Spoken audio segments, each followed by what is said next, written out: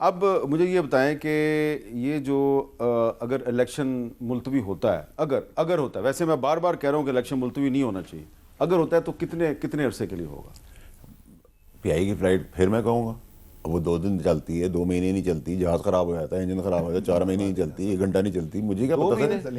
مجھے کیوں آپ پوچھ رہے ہیں سر؟ میں تو آپ کے ذہانت پہ میں نے چھوڑ دیا، میں نے تو کہا پی آئی کی فلائٹ آئیں پہ نہیں چلتی، کیا میں نے آپ کو کہا کہ اب پہلے وہ ڈیلے ہوتی تھی، اب کینسل ہو جاتی ہے. تو میں نے آپ سے کہا یہ آپ کی کانوٹیشن ہے. لیکن پی آئی اے تو پرائیویٹائز بھی ہو رہی ہے اور یہ نگران حکومت نے اس کو پرائیویٹائز بھی کرنا ہے. دیکھیے میر صاحب، میں تو بڑی کھل کے بات کرتا ہوں. مجھے میری اپنی ذاتی رائے اگر آپ مجھ سے پوچھیں گے تو دیکھیں پاکستان میں بھی ایک انریسٹ ختم ہوا ہے.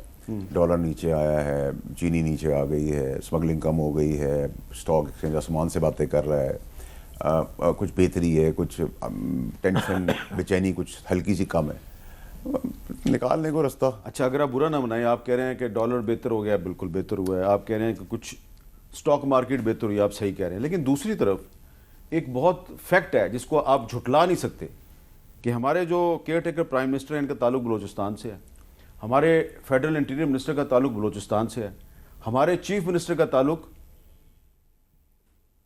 بلوچستان سے ہے، جو بلوچستان کے چیف منسٹر ہیں، چیف جسٹس آف پاکستان کا تعلق بھی بلوچستان سے ہے، ٹھیک ہے نا.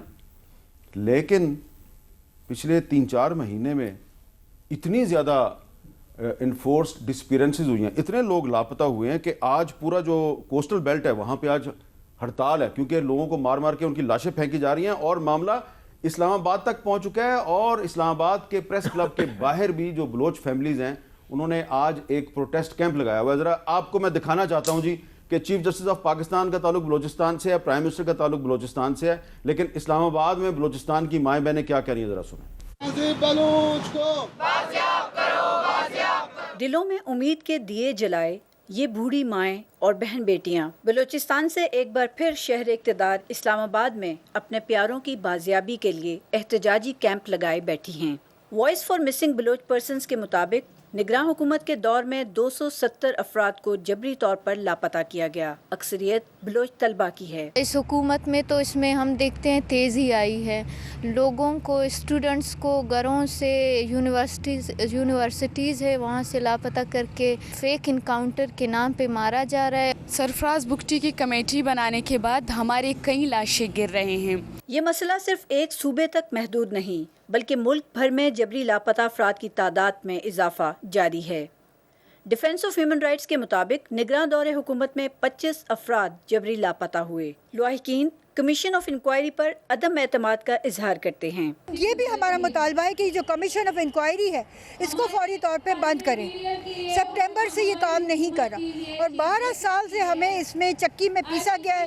لواحقین کا مطالبہ ہے کہ جعلی پولیس مقابلوں کے نام پر بلوچوں کی نسل کشی بند کی جائے. وزیر داخلہ سرفراز بگٹی کی سربراہی میں قائم کمیٹی کو ختم کیا جائے کیونکہ بلوچستان سے تعلق رکھنے والے نگراں وزیر اعظم، نگراں وزیر داخلہ اور چیف جسٹس آف پاکستان لاپتہ افراد کی بازیابی میں اب تک ناکام ہیں. کیمرہ ٹیم کے ساتھ راشدہ شعیب، کیپٹل ٹاک، اسلام آباد.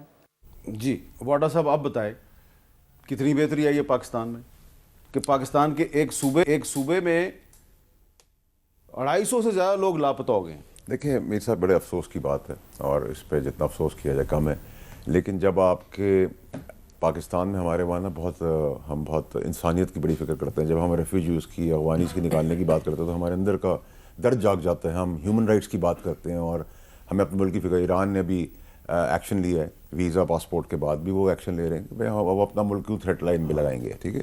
لیکن ہم کیونکہ وہ پتہ ہے پاکستانی ہیں اور ہم اپنی شہرت اور انٹرسٹ کے لیے ہمارا درد بھی جاگ جاتا ہے، ہمارا درد بند بھی ہو جاتا ہے، ہم فرعون بھی بن جاتے ہیں. تو ہمارے پاس ہر قسم کی مکس مسالہ ہے. جو آپ 35 سال سے آپ صحافت کر رہے ہیں، ہم کچھ سالوں سے کر رہے ہیں، ہم تو بہت جونیئر ہیں آپ کے آگے. آپ اسی طرح بندر بانٹ دیکھتے رہیں گے، اس ملک کو ایسے چلتا دیکھتے رہیں گے. لیکن اگر آپ نے جمہوریت کا پھر مزہ لینا ہے تو پھر آپ ایک دفعہ لینے کی تیاری کر لیں. لیکن مجھے موسم کی سردی کی وجہ سے لگ رہا ہے کہ میاں صاحب کو بھی لنڈن کی سردی یاد آ رہی ہے، وہ وہاں شاید واپس نہ چلے جائیں. میاں نواز شریف لندن واپس چلے جائیں؟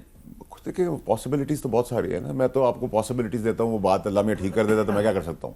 اچھا